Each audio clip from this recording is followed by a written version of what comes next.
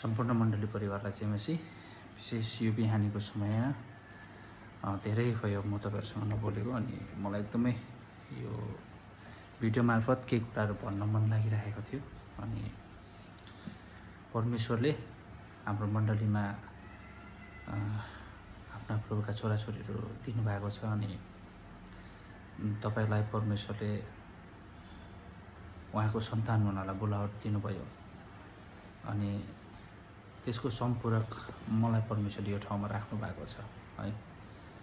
तपाईहरु मेरो सन्तान हुनुहुन्छ। जबसम्म मूल गोठालो प्रकट हुनुहुन्न तबसम्मको निम्ति मलाई एउटा सहायक गोठालो बनाएर यो मण्डलीमा प्रभुले राख्नु भएको छ अनि भित्रबाट प्रार्थना गर्दै गर्दा अनि यो बीचमा धेरै व्यस्त भइरहेको थियौं।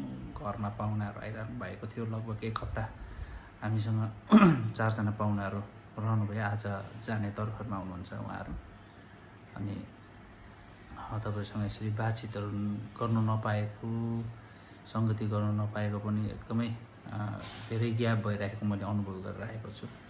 शनिबार आयो घर आयो त्यस्तो भइरहेको छ है। शनिबार एकछिन भेटघाट हुन्छ अनि त्यो बाहेक हाम्रो भेटघाट हुँदैन। यो भिडियो मार्फत केही कुराहरु भन्ने मलाई एकदमै भइरहेको थियो। परमेश्वरले दिनुभएका सन्तानहरुलाई एउटा बाउले जुन खोराकी खुवाउनु पर्छ त्यो नखुवाइरहेको मैले अनुभव गरिरहेको थिएँ अनि यो बिहानीको समय परमेश्वरको वचनबाट केही कुराहरु भन्न मन लागिरहेको थियो अनि म तपाईहरुको अगाडि एउटा वचनलाई पल्टाइरहेको छु अनि धेरै प्रभुका छोराछोरीहरु हुनुहुन्छ जसले संगतिमा निरन्तर आइरहनु जोहरु संगतिमा निरन्तर आइरहनु भएको छ। कतिजना चाहिँ संगतिमा आउनु भएको छैन। कतिवटा कारणवश तपाईको आफ्नै व्यस्तता होला आफ्नै भएको कुराहरु होला तर पनि परमेश्वरले तपाई र मलाई चुन्नु भएको हो अनि यदि प्रभुलाई हामीले हाम्रो बाउ बनाएका छौं र उहाँ चाहिँ हाम्रो बाबु हुनुहुन्छ अनि मण्डली चाहिँ मैले जानुपर्छ मेरो बाउलाई भेट्नको निम्ति जसको जिम्मामा चाहिँ लगाइएको छ हामीलाई लगाइएको छ उहाँलाई भेट्नको निम्ति हामी जानुपर्छ भन्ने तपाईलाई लाग्छ भनेदेखिलाई तपाईहरु संगतिमा निरन्तर आउनुस् है। म तपाईलाई यही जानकारी दिन चाहन्छु यहाँबाट अनि आज बिहानीको समय वचनबाट केही कुराहरु भन्नुपर्दा चाहिँ यसरी लेखेको छ। रोमी 12 अध्यायको केही खण्डहरुलाई म पढ्न चाहन्छु। यसरी लेखेको छ। यसकारण भाइ हो परमेश्वरको कृपालाई ध्यानमा राखी म तिमीलाई अनुरोध गर्दछु कि तिमीहरूको आत्मिक उपासनाको रूपमा आफ्नो शरीरलाई पवित्र र परमेश्वरलाई ग्रहण योग्य हुने जिउँदो बलिको रूपमा अर्पण गर। यस संसारको ढाँचामा नचल तर आफ्नो मनमा नयाँ भई पूर्ण रूपले परिवर्तित हौ र परमेश्वरको असल ग्रहण योग्य र सिद्ध इच्छा के हो त्यो तिमीहरूले जाँच्न सक। यहाँ सुरुवातमै के भनेको छन् यसकारण भाइ हो परमेश्वरको कृपालाई ध्यानमा राखी म तिमीहरूलाई अनुरोध गर्दछु। अब परमेश्वरको कृपा भनेको चाहिँ के हो त है। परमेश्वरको कृपाको विषयमा हामी हेर्दै गयो भनेदेखिलाई के परमेश्वरको कृपा भनेको चाहिँ हाम्रो नाप्ने तराजुमा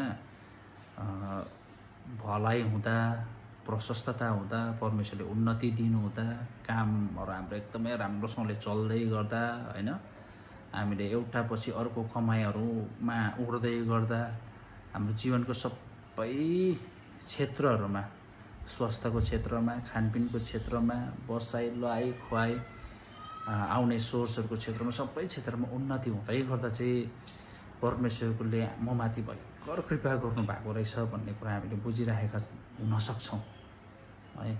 यो पनि एक प्रकारको परमेश्वरको कृपा हो तर हाम्रो जीवनमा उतार चढाउ है सबै प्रकारको कुरा आउँछ गर्मी ठण्डा हैन त्यस्तो स्थितिहरुको बीचमा हामी परमेश्वरको कृपालाई चाहिँ कसरी हामीले जाँचिरहेका हुन सक्छौं कि परमेश्वरको कृपा भनेको चाहिँ सबै कुरो राम्रो हुँदा र दिनहरु असल हुँदा मात्रै परमेश्वरको कृपा चाहिँ हाम्रो जीवनमा रहेछ। हाम्रो जीवनको परिस्थिति र चुनौतीको बीचमा चाहिँ परमेश्वरको कृपा छैन रहेछ भन्ने हामीले बाबुजी राखेका छौं तर आज बिहानीको समय के भन्न चाहन्छु भनेदेखिलाई हामी जस्तोसुकै स्थितिमा किन नहौँ, हामी जुनसुकै परिवेशमा किन नबसौँ, जस्तोसुकै परिस्थितिहरूको बिचमा हामी किन नजुझौँ, तर परमेश्वरको कृपा चाहिँ हाम्रो जीवनमा सधैँभरि एक समान रहन्छ। होला हामीलाई कस्तो लाग्छ भनेदेखिलाई कोही कोही बेला राम्रो हुँदै गर्दाखेरि चाहिँ परमेश्वरको कृपा मेरो जीवनमा प्रशस्त मात्रामा भइरहेको छ जस्तो लाग्छ। एउटा बाबुले हेर्दै गयो भनेदेखि एउटा छोराछोरीको लागि के गर्छ भनेर भन्दै गर्दाखेरि कोही बेला कठोर व्यवहारहरू गर्छ। के कठोर व्यवहार गर्दै गर्दाखेरि बाबुको माया कमी हुन्छ र? एउटा आमाले कोही बेला कठोर व्यवहार गर्छ, के त्यो कठोर व्यवहारको बिचमा आमाको माया कमी हुन्छ र? तर त्यो कठोर व्यवहारको बिचमा उसले लगाउँदै गरेको है कुटाइ जुन चाहिँ लाफा हुन्छ, त्यो लाफाको बिचमा पनि नि एउटा माया लुकेको हुन्छ। यस कारणले गर्दामा यो बिहानीको समयमा म के भन्न चाहन्छु भनेदेखिलाई परमेश्वरको कृपा चाहिँ पर्याप्त मात्रामा हाम्रो जीवनमा छ है। अनि अर्को कुरो के भनेको छ भनेदेखिलाई है आफ्नो शरीरलाई आत्मिक उपासनाको रूपमा परमेश्वरलाई ग्रहणयोग्य हुने जिउँदो बलिको रूपमा अर्पण गर। अब यहाँ बलिदानको कुरा गरेको छ भने बलिदान भन्ने कुरो चाहिँ के भनेदेखिलाई कहिले पनि मिठो हुँदैन। बलिदान चाहिँ कहिले पनि राम्रो हुँदैन। बलिदान चाहिँ जहिले पनि पेनफुल हुन्छ। बलिदान चाहिँ जहिले पनि कस्तो हुन्छ भनेदेखिलाई भित्र दुख्छ होइन। तर यो बिहानीको समय के भन्न चाहन्छु भने जब हामी हाम्रो जीवनलाई परमेश्वरको अगाडि बलिदान गर्छौँ भनेदेखिलाई है परमेश्वरले हाम्रो बलिलाई स्वीकार गर्नुहुन्छ। तब मात्र स्वर्गबाट आएको खस्छ है।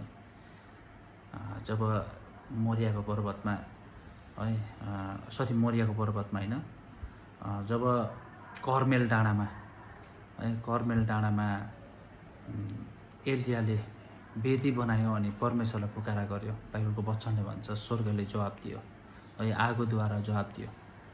अनि सारा मानिसहरूले त्यो कुरालाई देखे भनेर भन्छ। हाम्रो जीवनमा यदि देख्नु हो भनेदेखिलाई चाहिँ हामीले बलिदान हुन खाँचो छ, किनभने हाम्रो जीवनमा गवाई देख्नु पर्यो होइन। विभिन्न प्रकारको कुराहरू हुनसक्छ, बलि हुनुपर्ने कुराहरू है। बलिदान दुईवटा बलिदानको विषयमा मैले बार बार भनिरहेको छु। एउटा साँडे बलिदान हुनुपर्छ, अर्को चाहिँ भेडा बलिदान हुनुपर्छ।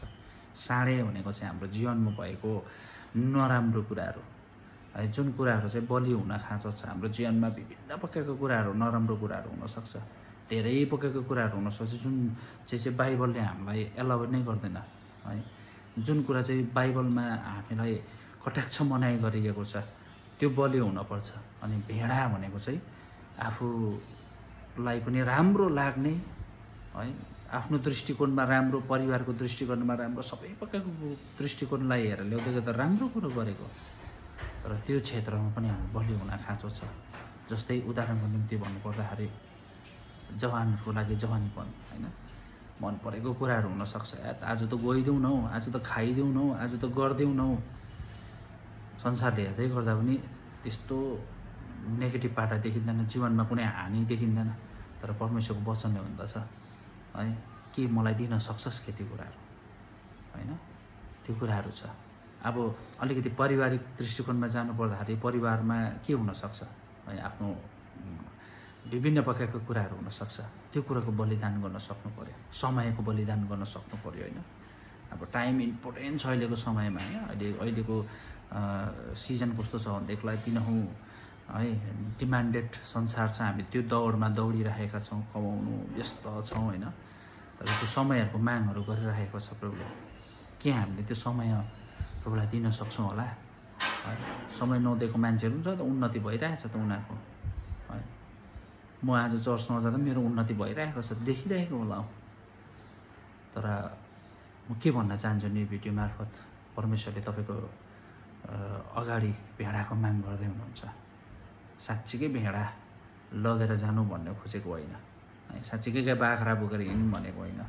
तर यी कुराहरू, जुन कुराहरू चाहिँ हामीले परमेश्वरको अगाडि बलिदान गर्न खाँचो छ। यस कारणले गर्दामा म उत्साह गर्न चाहन्छु।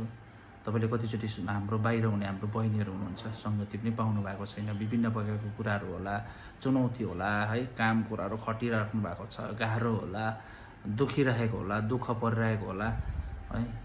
तर म के भन्न चाहन्छु भनेदेखिलाई त्यो बिचमा पनि नि प्रभुसँगको सम्बन्धमा तपाईँ घनिष्ठ बन्नुहुन्छ भनेदेखिलाई तपाईँले भेडा बलिदान गर्दै हुनुहुन्छ, तपाईँ कमाउँदै हुनुहुन्छ है, चर्चमा दशंश पठाउँदै हुनुहुन्छ, भेटी पठाउँदै हुनुहुन्छ होइन। यो प्रकारका कुराहरू होला तपाईँको जीवनमा।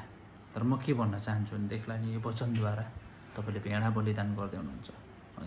विशेष हामीलाई गाह्रो परेको कुरो चाहिँ के भनेदेखिलाई हाम्रो आर्थिक स्रोतहरूबाट चाहिँ प्रभुलाई भाग छुटाउनको निम्ति धेरै गाह्रो पर्छ है। यो परिस्थितिको बिचबाट मानिसहरू जान्छन्। पहिला चाहिँ के हामीले नकमाएको हो र नगरेको हो र होइन, त्यति बेला त हामीले केही गर्नु पर्थेन त, दिनु पर्थेन त। र आज क्रिस्चियन भएपछि दिनुपर्ने यस्तो उस्तो धेरै प्रकारको लेखाजोखा हाम्रो जीवनमा हुनसक्छ। र आज बलिदान गर्नुहोस्, परमेश्वरले तपाईँलाई आशिष दिँदै हुनुहुन्छ। परमेश्वरले तपाईँको जीवनमा महिमाको कामहरू खोल्दै हुनुहुन्छ। स्वर्गले प्रत्युत्तर जनाउँदैछ है। अनि यहाँ यसरी लेखेको छ, अन्तिममा के लेखेको छ भनेदेखिलाई यसकारण यस संसारको ढाँचामा नचल, यो चाहिँ साँडे मार्ने कुराहरू हो। तर आफ्नो मनमा नयाँ भई पूर्ण रूपले परिवर्तित हौ है। जब हामी साँडे मार्छौँ हामी भित्रबाट परिवर्तित हुन्छौँ र परमेश्वरको असल ग्रहणयोग्य र सिद्ध इच्छा के रहेछ त्यो तिमीले जाँच्न सक। यो चाहिँ भेडा बलिदानको है, भेडाको मान साथसाथै प्रत्युत्तर पनि छ यहाँ। परमेश्वरको असल ग्रहणयोग्य र सिद्ध इच्छा के छ तपाईँको जीवनमा है, त्यो कुरो दे यस्तो कुरो ले बाबु प्रभुले भन्दै हुनुहुन्छ होइन। एउटा छोरा आफ्नो काममा जबमा कुद्नु व्यस्त हुँदै गरेको समयमा बाबुले के हुन्छ भने ए आज बस है, तैँले यसो काम गर्दैन, तैँले उसो गर्दैन। बिचरा उसको आफ्नो व्यस्तता छ, तर बाउले के भन्दैछ यो गर्दैन। अब जब माया मार्नुपर्ने, आजको दिन माया मार्नुपर्ने, आजको कमाइ माया मार्नुपर्ने स्थिति होइन। र परमेश्वरको वचनले के भन्दैछ, जब हामी त्यहाँ बलिदान गर्छौँ है, बाबु खुसी हुनुहुन्छ, हाम्रो बाबु स्वर्गको बाबु खुसी हुनुहुन्छ। यस कारणले गर्दा म तपाईँहरूलाई यो सबै यो 10-12 मिनट 13 मिनटको भिडियोमा सबै कुरालाई जोडेर म आजको दिन तपाईँलाई उत्साह गर्न चाहन्छु है। परमेश्वरले तपाईँको जीवनमा विशेष असल र सिद्ध इच्छा है राख्नुभएको छ। असल ग्रहणयोग्य र सिद्ध इच्छा राख्नुभएको छ। अनि जुन इच्छालाई पुरा हुन दिनको निम्ति चाहिँ हामी त्यस अनुसार जानै पर्यो है, त्यस अनुसार हुनै पर्यो। त्यो कुडीलाई हामीले नागेर अगाडि बढ्नै पर्यो। अनि त्यति बेला मात्रै हामी थाहा पाउँछौँ कि अरे है मेरो बाबुले यस्तो कुरो तयार पार्नु भएको रहेछ।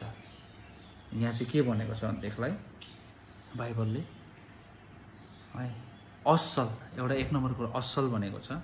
असल भनेको चाहिँ कमसल यताउता केही होला भन्ने त्यस्तो होइन, संसारको जस्तो होइन। असल बाइबलले भनेको असल चाहिँ असलै हो है। ग्रहणयोग्य भनेको चाहिँ पक्का एकदमै त्यसलाई चाहिँ अँगाल्नु सकिने, त्योभन्दा बेस्ट अप्सन नै छैन है। अनि सिद्ध इच्छा, त्यसमा खोट छैन है। हामीले कुनै पनि काम गर्छौँ भनेदेखिलाई त्यहाँभित्र हामीले धेरै प्रकारको कुराहरू भेट्छौँ, हुन्छ कि हुँदैन, हुन्छ कि हुँदैन, हुन्छ कि हुँदैन। तर सिद्ध भनेको चाहिँ यहाँ चाहिँ 100% हामीले त्यहाँ सिद्धता देख्छौँ। यस कारणले गर्दा म तपाईँलाई यो भिडियो मार्फत यही उत्साह दिन चाहन्छु। म विश्वास गर्छु यो भिडियोद्वारा तपाईँले आशिषित हुनुहुन्छ भनिकन। हुन्छ, सबैलाई जय मसीह।